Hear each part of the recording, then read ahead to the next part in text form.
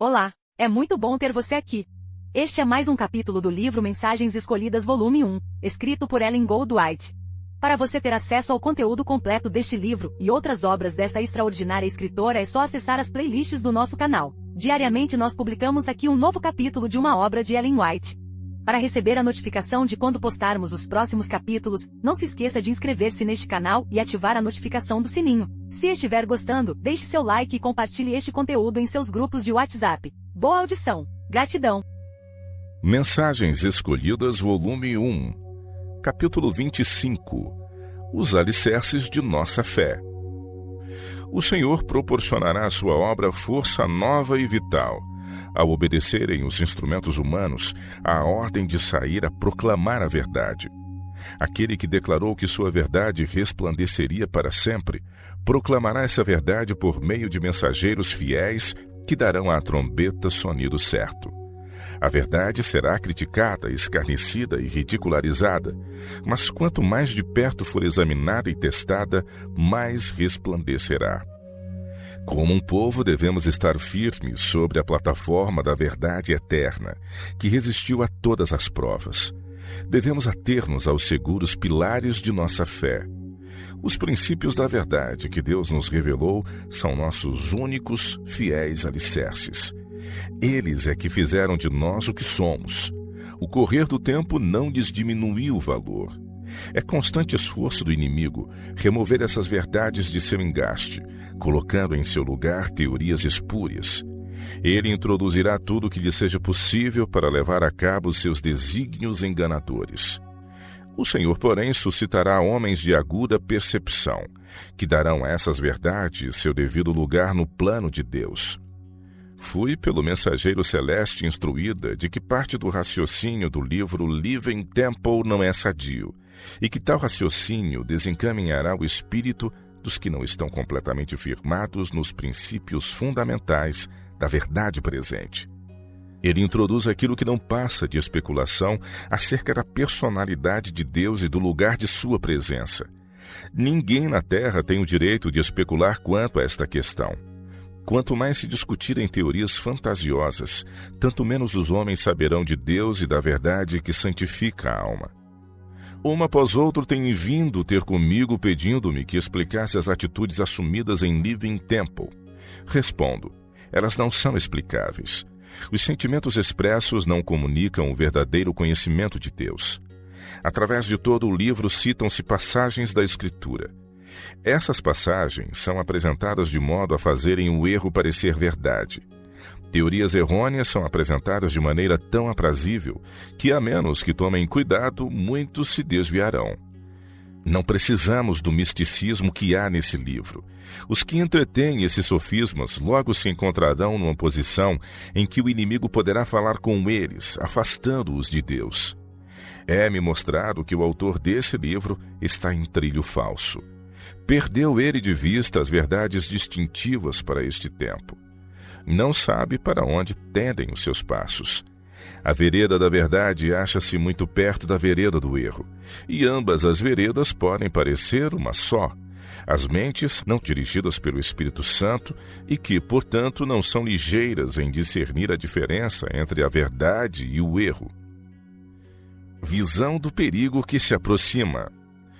Mais ou menos pelo tempo em que foi publicado Living Temple, passaram ante mim, na calada da noite, representações que indicavam estar se aproximando algum perigo, e que eu devia para isso me preparar escrevendo as coisas que Deus me revelara acerca dos princípios fundamentais de nossa fé. Foi-me enviado um exemplar de Living Temple, mas ficou intocado em minha biblioteca. Segundo a luz que me foi dada pelo Senhor, eu sabia que alguns dos sentimentos defendidos no livro não traziam o endosso de Deus e que eram uma cilada preparada pelo inimigo para os últimos dias. Pensei que tal, por certo, seria percebido e que não seria preciso que eu sobre isso dissesse o que quer que fosse. Na controvérsia que surgiu entre nossos irmãos acerca dos ensinamentos desse livro, os que estavam a favor de lhe dar ampla divulgação diziam: encerra exatamente os pensamentos que a irmã White tem ensinado. Essa afirmativa feriu-me diretamente o coração. Senti-me acabrunhada. pois sabia que essa apresentação do caso não era verdadeira. Afinal, disse-me meu filho: mamãe, a senhora deve ler pelo menos alguns trechos do livro, para ver se estão em harmonia com a luz que o Senhor lhe deu. Assentou-se ao meu lado e juntos lemos o prefácio, e a maior parte do primeiro capítulo, bem como alguns parágrafos de outros capítulos. Ao lermos, reconheci as próprias opiniões contra as quais me fora ordenado advertir no princípio de meus trabalhos públicos. Quando pela primeira vez deixei o estado do Maine, filo com a intenção de percorrer o Vermont e Massachusetts, a fim de dar testemunho contra essas opiniões. Living Temple encerra o alfa dessas teorias. Eu sabia que o ômega seguiria dentro de pouco tempo e tremi pelo nosso povo.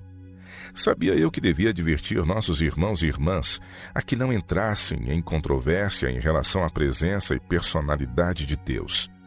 As afirmações feitas em Living Temple acerca deste ponto são incorretas. São mal aplicadas as passagens usadas em apoio da doutrina ali exposta. Sou compelido a falar negando a pretensão de que os ensinamentos de Living Temple possam ser apoiados por declarações de meus escritos. Pode haver nesse livro expressões e opiniões que estejam em harmonia com os meus escritos, e pode haver em meus escritos muitas afirmações que, tiradas do contexto e interpretadas de acordo com o pensamento do autor de Living Temple, dir-se-iam de acordo com os ensinamentos desse livro. Isso pode dar aparente apoio à afirmação de que as ideias de Living Temple estejam em harmonia com meus escritos. Deus não permita, porém, que prevaleça esta impressão. Poucos discernem o resultado de sustentarem os sofismas defendidos por alguns atualmente. O Senhor, porém, correu a cortina mostrando-me o resultado que se seguiria. As teorias espiritualistas acerca da personalidade de Deus, levadas à sua conclusão lógica, derribam toda a ordem cristã. Estimam como nada a luz que Cristo veio do céu para dar a João, a fim de que ele transmitisse ao seu povo. Ensinam que as cenas que estão justamente à nossa frente não são de importância suficiente para que lhes dê atenção especial. Tornam de nenhum efeito a verdade de origem celestial e roubam ao povo de Deus sua experiência passada, oferecendo-lhes em lugar uma ciência falsa. Em visão da noite, foi-me mostrado distintamente que essas opiniões foram por alguns consideradas grandes verdades, que devessem ser introduzidas dando-se-lhes preeminência na atualidade. Foi-me mostrada uma plataforma, firmada por sólidas vigas de madeira, as verdades da palavra de Deus. Alguém de alta responsabilidade na obra médica mandava que este homem e aquele outro desprendessem as vigas que suportavam a plataforma. Ouvi então uma voz que dizia: onde estão os vigias que deveriam estar sobre os muros de Sião? Estão dormindo? Esta base foi lançada pelo obreiro mestre, e suportará vendavais e tempestades. Permitirão que este homem apresente doutrinas que neguem a passada experiência do povo de Deus? É chegado o tempo de ação decidida. O inimigo das almas tem procurado introduzir a suposição de que uma grande reforma devia efetuar-se entre os adventistas do sétimo dia e que essa reforma consistiria em renunciar às doutrinas que se erguem como pilares de nossa fé e empenhar-se num processo de reorganização. Se tal reforma se efetuasse, qual seria o resultado? Seriam rejeitados os princípios da verdade que Deus, em sua sabedoria, concedeu à igreja remanescente. Nossa religião seria alterada. Os princípios fundamentais que têm sustido a obra nestes últimos 50 anos seriam tidos na conta de erros. Estabelecer-se-ia uma nova organização. Escrever-se-iam livros de ordem diferente. Introduzir-se-ia um sistema de filosofia intelectual. Os fundadores deste sistema iriam às cidades, realizando uma obra maravilhosa. O sábado seria naturalmente menosprezado, como também o Deus que o criou. Coisa alguma se permitiria opor-se ao novo movimento. Ensinariam os líderes ser a virtude melhor que o vício, mas, removido Deus, colocariam sua confiança no poder humano, o qual, sem Deus, nada vale. Seus alicerces se fundariam na areia, e os vendavais e tempestades derribariam a estrutura. Quem tem autoridade para iniciar semelhante movimento? Possuímos a Bíblia. Temos nossa experiência com o atestado da milagrosa operação do Espírito Santo. Temos uma verdade que não admite contemporização alguma. Não devemos repudiar tudo que não esteja em harmonia com esta verdade? Hesitei quanto ao envio daquilo que o Espírito do Senhor me impeliu a escrever e retardei a remessa. Eu não queria ser compelida a apresentar a influência desencaminhadora desses sofismas. Mas na providência de Deus, os erros que se têm insinuado têm de ser combatidos. Um iceberg, enfrentai-o. Pouco tempo depois de enviar os testemunhos acerca dos esforços do inimigo para solapar os alicerces de nossa fé, mediante a disseminação de teorias sedutoras, lera eu um incidente acerca de um navio envolto em cerração, tendo à frente um iceberg. Por várias noites pouco dormi.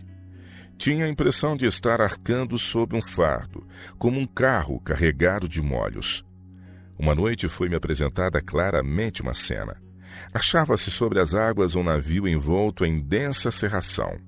Súbito o vigia bradou: "Iceberg à frente!" Ali, elevando-se muito mais alto que o navio, estava um gigantesco iceberg.